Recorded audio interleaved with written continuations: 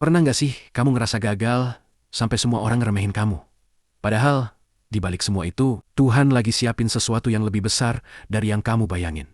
Ini kisah seseorang yang dianggap gagal, tapi justru bangkit jadi inspirasi. Rian duduk di depan jendela kamarnya yang berdebu. Di luar, hujan turun pelan, tapi pikirannya jauh lebih berisik dari suara hujan. Dulu, dia selalu percaya kalau kerja keras pasti berbuah hasil. Dia adalah orang yang paling disiplin di antara teman-temannya. Bangun lebih pagi, belajar lebih lama, dan gak pernah menunda pekerjaan. Semua orang kagum padanya. Dosen sering menjadikannya contoh, dan teman-temannya percaya kalau Rian pasti jadi orang sukses di masa depan. Tapi ternyata hidup gak sesederhana itu. Setelah lulus kuliah, Rian langsung buka usaha kecil. Modalnya hasil tabungan dan sedikit bantuan dari temannya. Awalnya lancar, pesanan datang bertubi-tubi, dan dia mulai berpikir bahwa inilah jalan suksesnya. Tapi satu kesalahan kecil mengubah segalanya. Partner bisnisnya kabur bawa uang perusahaan. Rian ditinggal sendirian dengan tumpukan utang dan pelanggan yang marah. Dalam hitungan minggu, bisnis yang dia bangun dari nol runtuh begitu saja. Hari-hari berikutnya terasa seperti mimpi buruk. Telepon dari penagih utang datang hampir tiap malam. Pesan dari teman makin jarang, dan orang-orang yang dulu memujinya mulai menjauh perlahan. Rian mencoba tetap tenang, tapi setiap kali menatap cermin, dia hanya melihat seseorang yang asing. Orang yang dulu penuh semangat, kini terlihat kosong.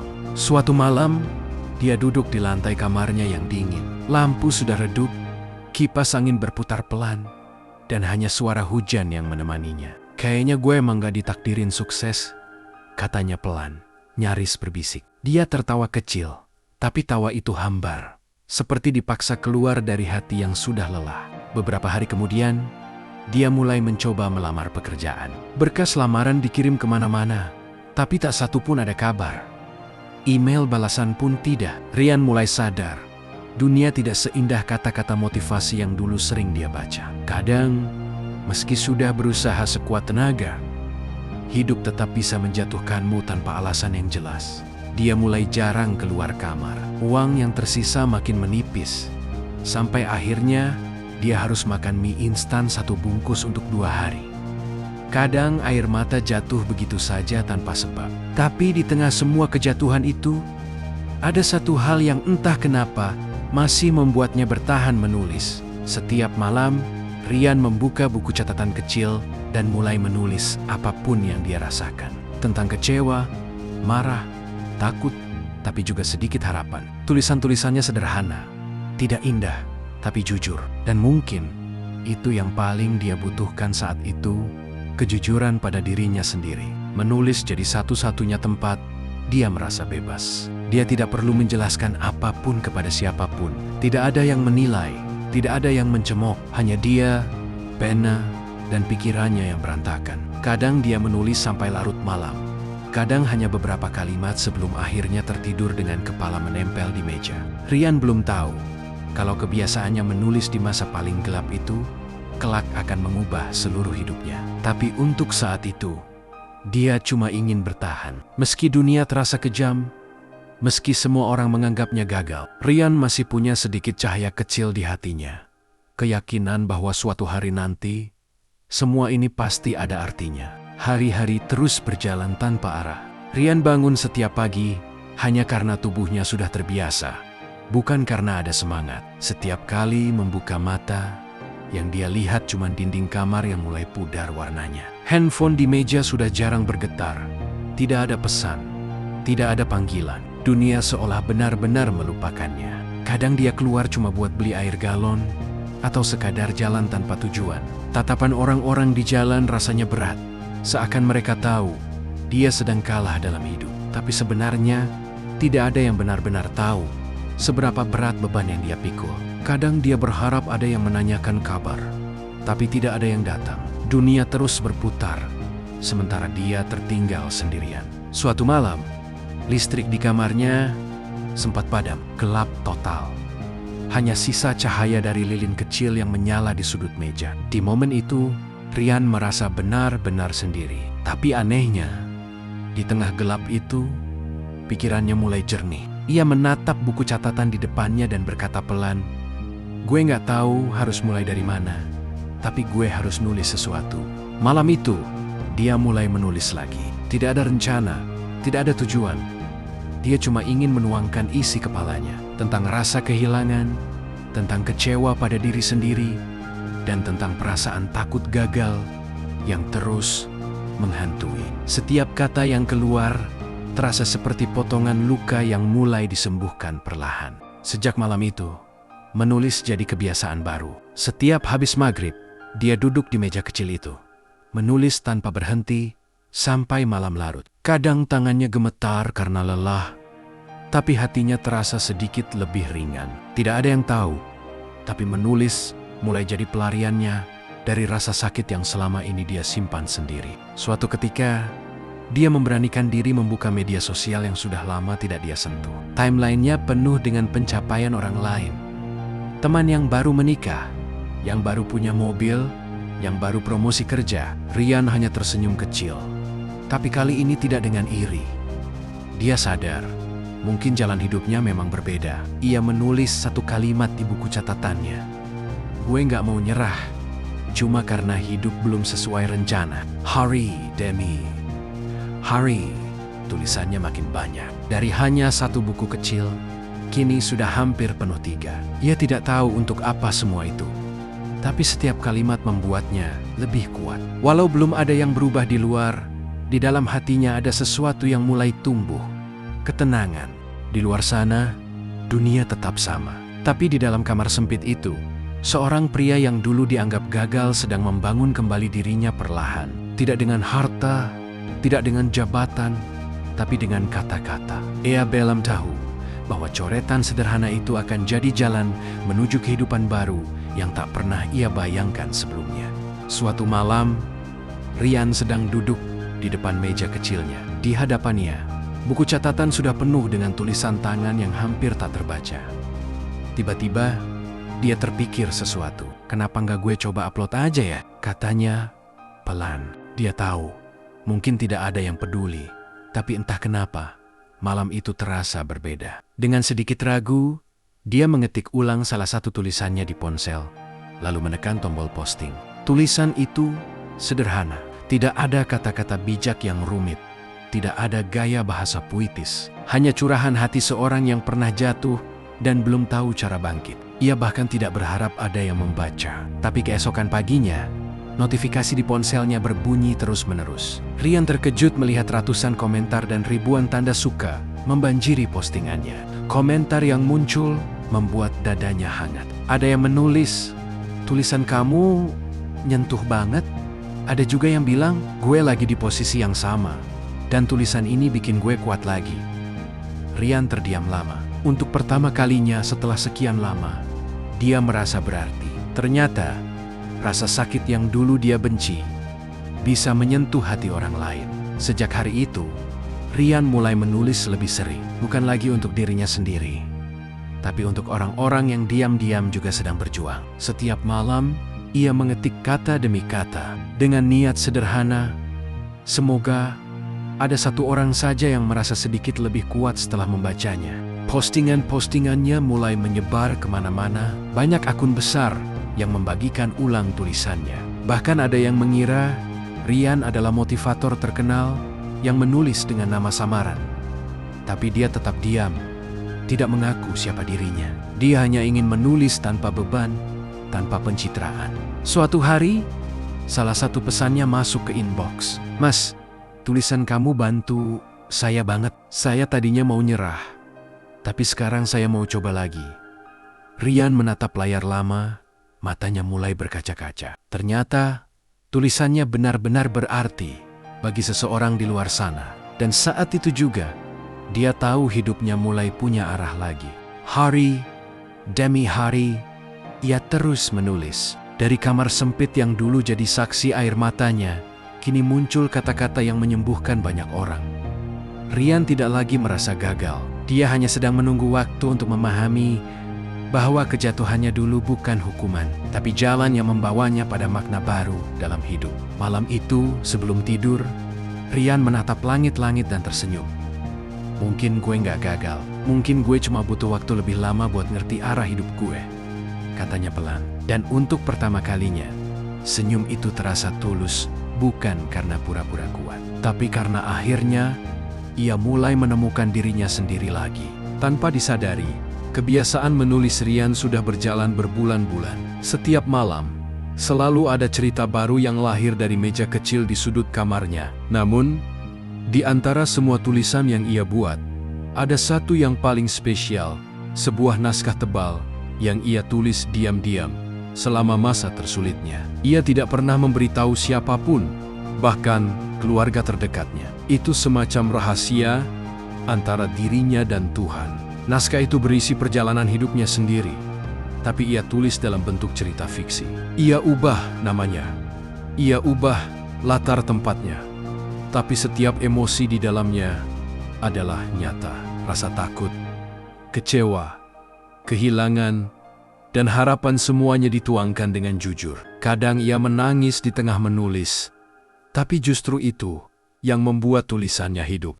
Suatu malam, setelah berbulan-bulan menulis tanpa henti, ia akhirnya menyelesaikan naskah itu. Ia menatap lembar terakhir dengan tangan gemetar dan senyum kecil di wajahnya. Akhirnya selesai juga, katanya pelan. Tidak ada tepuk tangan, tidak ada ucapan selamat, hanya dirinya sendiri dan perasaan damai yang sulit dijelaskan. Beberapa hari kemudian, Rian memberanikan diri mengirim naskah itu ke sebuah penerbit kecil yang ia temukan di internet. Ia tidak berharap banyak. Bahkan setelah menekan tombol send, ia langsung menutup laptop dan melupakan semuanya. Dalam pikirannya, peluang diterbitkan hampir nol. Tapi dalam hatinya, ada sedikit rasa lega, setidaknya dia sudah mencoba. Waktu berlalu, minggu berganti bulan. Rian hampir lupa dengan naskah itu. Hidupnya kembali seperti biasa, sederhana, tapi tenang. Hingga suatu pagi, sebuah notifikasi email muncul di layar ponselnya. Ia sempat mengira itu spam, tapi begitu dibuka, matanya membesar. Di layar ponselnya tertulis, "Selamat, karya Anda akan kami terbitkan. Kami percaya cerita Anda punya makna besar bagi banyak orang." Kalimat itu membuat tubuhnya kaku. Ia menatap layar lama.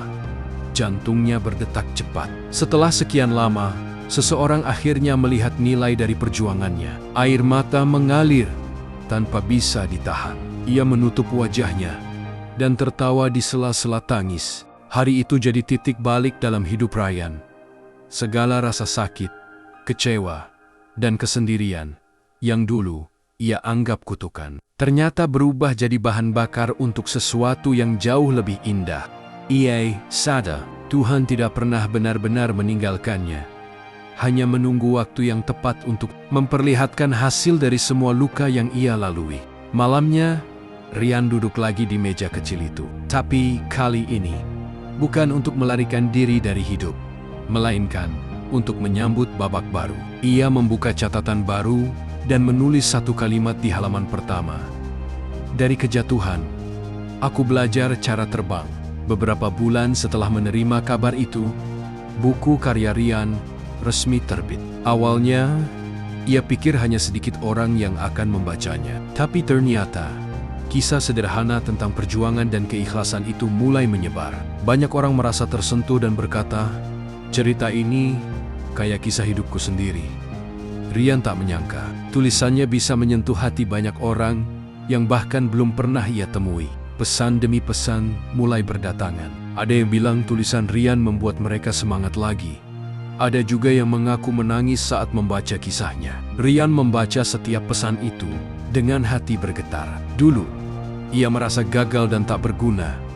Tapi kini, tulisannya justru jadi alasan orang lain bangkit. Rasanya seperti mimpi yang jadi nyata. Suatu sore, Rian menerima undangan dari sebuah acara komunitas baca di kota lain. Mereka ingin dia jadi pembicara dan berbagi kisah tentang perjalanan hidupnya. Rian sempat ragu, merasa dirinya bukan siapa-siapa. Tapi kemudian ia ingat, dulu ia menulis bukan untuk terkenal, melainkan agar orang lain tahu bahwa harapan selalu ada, bahkan di titik terendah sekalipun. Akhirnya, ia setuju datang. Hari acara itu tiba. Ryan berdiri di depan ratusan orang. Tangannya sempat gemetar, tapi saat mulai berbicara, semua rasa takutnya hilang.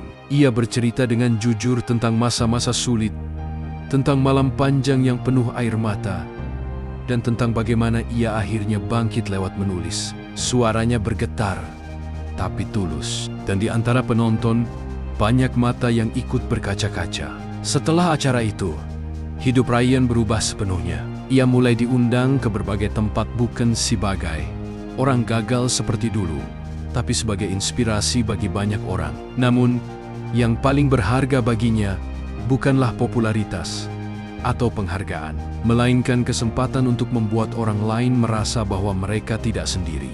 Di tengah semua kesibukan barunya, Ryan tetap sederhana. Ia masih tinggal di rumah yang sama, masih menulis di meja kecil yang dulu jadi saksi air matanya. Bedanya, kali ini ia menulis dengan senyum bukan lagi untuk melampiaskan luka, tapi untuk berbagi cahaya. Ia sadar, kadang kegagalan hanyalah cara Tuhan membentuk seseorang jadi lebih kuat, agar suatu hari, ia bisa jadi alasan orang lain tidak menyerah. Dan di akhir malam itu, sebelum menutup laptopnya, Ryan menatap langit dan berbisik pelan, "Terima kasih, Tuhan. Ternyata kegagalanku bukan akhir, tapi jalan menuju hal yang jauh lebih indah." Suatu pagi, beberapa bulan setelah hidupnya berubah, Ryan menerima sebuah pesan dari seseorang yang tak ia kenal. Pesannya singkat, hanya berbunyi, "Terima kasih telah menulis buku itu. Karena tulisanmu, aku memutuskan untuk tidak mengakhiri hidupku malam itu." Ryan terdiam cukup lama. Ia membaca pesan itu berulang kali, hingga matanya berkaca-kaca. Di detik itu, ia sadar tulisannya bukan hanya menginspirasi, tapi benar-benar menyelamatkan nyawa seseorang.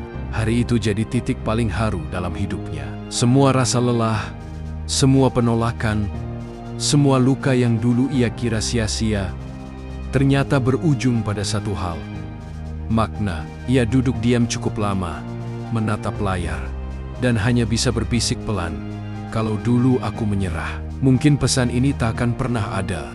Sejak hari itu, Ryan mulai menulis dengan tujuan baru. Ia tidak lagi peduli soal berapa banyak orang membaca atau berapa buku yang terjual. Yang penting baginya sekarang adalah satu hal. Setiap kata yang ia tulis harus bisa menyentuh hati seseorang, sekecil apapun dampaknya. Ia menulis dengan cinta, dengan kejujuran, dan dengan keyakinan bahwa setiap kisah bisa menyembuhkan. Beberapa waktu kemudian, sebuah perusahaan film terkenal menghubunginya. Mereka tertarik mengangkat kisah hidupnya menjadi film. Ryan sempat tertawa tidak percaya. "Film? Tentang aku?" katanya, heran. Tapi ketika produser berkata, "Orang perlu tahu bahwa dari kejatuhan pun seseorang bisa belajar terbang," Ryan hanya tersenyum. Ia sadar, ini adalah bentuk lain dari pesan yang ingin ia sebarkan. Beberapa bulan setelah itu, filmnya resmi tayang. Banyak orang menangis, tertawa, bahkan bangkit lagi setelah menonton kisahnya. Tapi yang paling membuat Ryan bahagia bukanlah layar lebar atau sorotan kamera, melainkan saat ia melihat seseorang tersenyum setelah menonton dan berkata, "Aku jadi semangat lagi karena cerita ini." Malam setelah penayangan filmnya, Ryan duduk sendirian di balkon rumahnya. Angin malam terasa lembut, dan langit penuh bintang. Ia mengingat semua perjalanan hidupnya, dari dianggap gagal, ditinggalkan, hingga akhirnya bisa bangkit dan memberi arti bagi orang lain. Ia menatap langit dan berkata pelan, "Ternyata, rahasia di balik kejatuhanku adalah kebangkitanku sendiri."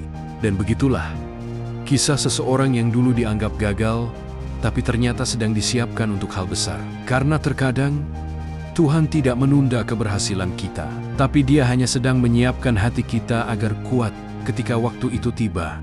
Terkadang, jatuh bukan berarti kalah. Itu cuma cara Tuhan ngajarin kita buat lebih kuat. Ingat mereka yang diremehkan hari ini. Bisa aja jadi inspirasi besok.